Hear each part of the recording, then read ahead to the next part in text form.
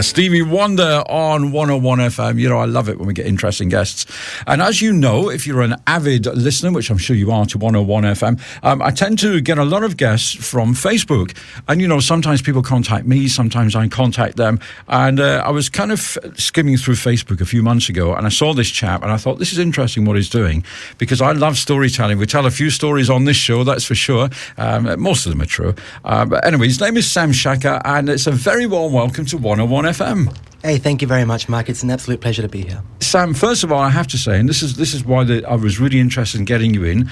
You're a young fella. Now, most young people are obsessed with technology and they live on their iPhones and iPads and whatever, but you're doing something which is totally different. So let's find out a little bit about you first. Why the interest in storytelling? What was the background?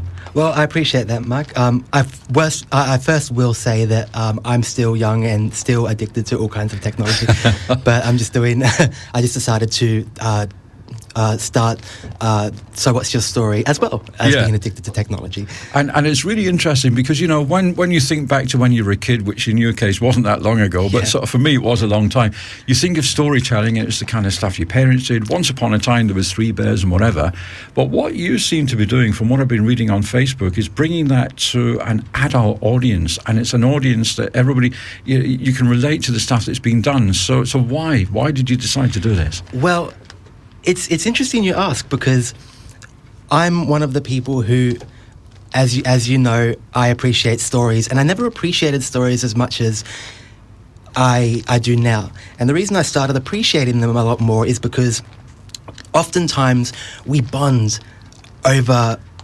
stories.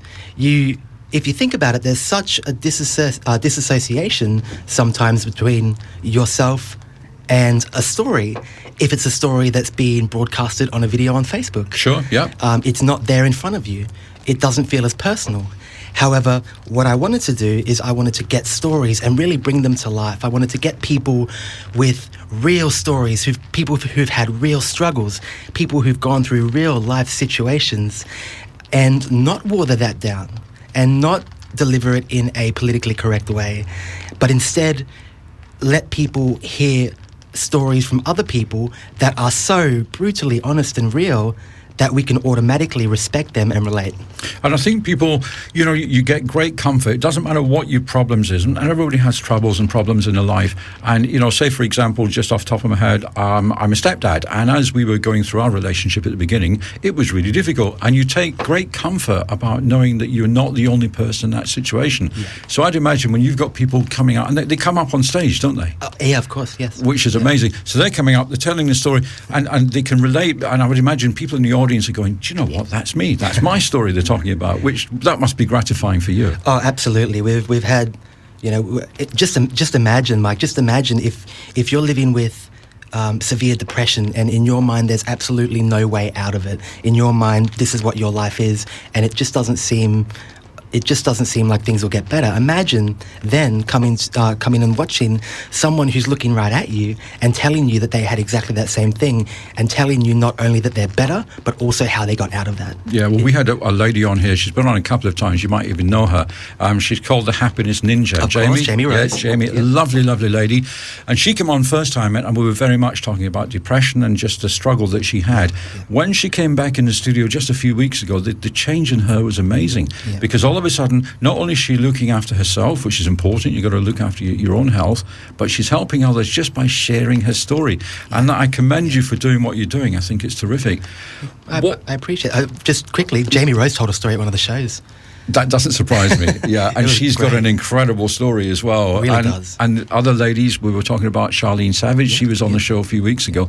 And everybody has a story. And it was interesting chatting to Gerald Parchman just before the news there. I've kind of got a little bit over I had this terrible childhood and this happened and that happened. And I think people, you have empathy up to a point, and then you get into information overload and you think, oh no, please, not another sob story. Do you find that people are now coming in with different types of stories to where you started? Well, it's interesting you mentioned that, because at first there was a lot of people who were coming in with such variations of stories. There were things from here, things from there, just things thrown at me everywhere from different parts of people's lives. However, what I'm finding now is I'm finding that more people are coming to me with stories not so much sob stories, but stories about the troubles that they've had and where they are now. Yeah. And the reason they're doing that is because not only does So What's Your Story to them seem like a platform where they can get that out, but it also, to them, might be something that, based on what they've learned, they can help someone else with. So I find I'm getting more of the stories that have had people with troubled childhoods or depression or quiet, intriguing situations that aren't exactly positive.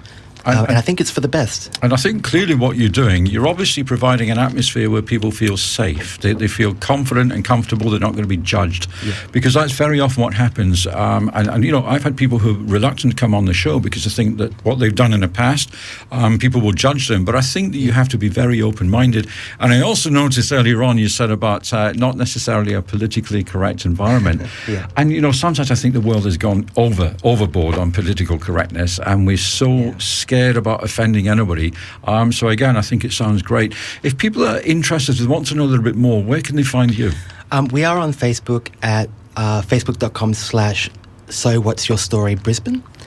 That's without any apostrophes or question marks. So, yeah. And yeah, at this point, that's all we've got. But all of our information is all chucked up on that Facebook page. I mean, it sounds great. And obviously, I'm guessing as this goes on, it's going to get bigger, which it does. It's organic reach, and it's already here you are today. That proves the fact that you're getting your message across. So what kind of people would you like to see? I mean, obviously, you've mentioned the fact that, you know, people that have had a struggle, but are there any other areas that you'd like people to come in? And I noticed on one of your Facebook feeds, you were saying people are now using that PowerPoint presentations, and they're getting it really... It's not just somebody sitting on the stage saying, this happened to me. That's exactly right. And to answer your first question, anyone, because everyone has not only one story but many stories. It isn't about telling your life story a lot of the time. A lot of the time it's about telling about the night you got a bit too drunk and learned something, or the night that you the time you got a divorce, or these things that happen within your life. They're all snapshots. We want to hear these snapshots, but we also want to hear the life story as well.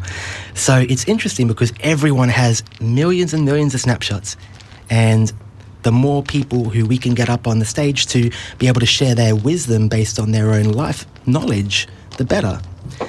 And it's amazing because some of the people, Mike, who you wouldn't believe, some of the people who've come in and told me that they don't think that their story is interesting enough. They think it's a bit too mundane. Yeah, I have that all the time. Yeah, exactly. All the time. So I really do understand that. And if people want to maybe come along and have a look, where do you do these events? So we generally hold them at this point in time in the New Globe Theatre at Fortitude Valley, but we are looking to branch out into, you know, West End. We're always around Brisbane. You know, we had a show in Kalanga, we had a show, you know, in Paddington. So we're all around. You just have to keep up to date with the Facebook. Well, I'd like to think that you'll eventually do one in Logan, because I'm sure that people locally have got fantastic stories to tell. I can imagine. Yeah, as you can. Sam, I could talk to you for ages, and I'm going to say something which is quite rare. I'm going to invite you back into the studio again later on in the year to find out how it's all going and to get an update as well. But if you want to know a little bit more and you didn't get the Facebook details, we'll get Sam to leave his details with the lovely Lorraine on reception, and you can give us a ring here at 101 FM.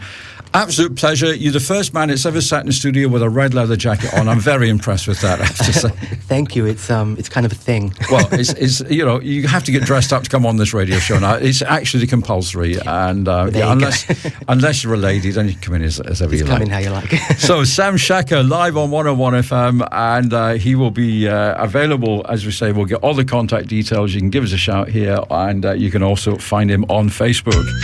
Told you we got some really interesting guests. The lovely Mel Belmont will be here around about 11:15 this morning, and she is giving some great advice again. She's going to be talking about why those resolutions don't work, and if you're single, she's going to try and get you a date as well. That can't be bad.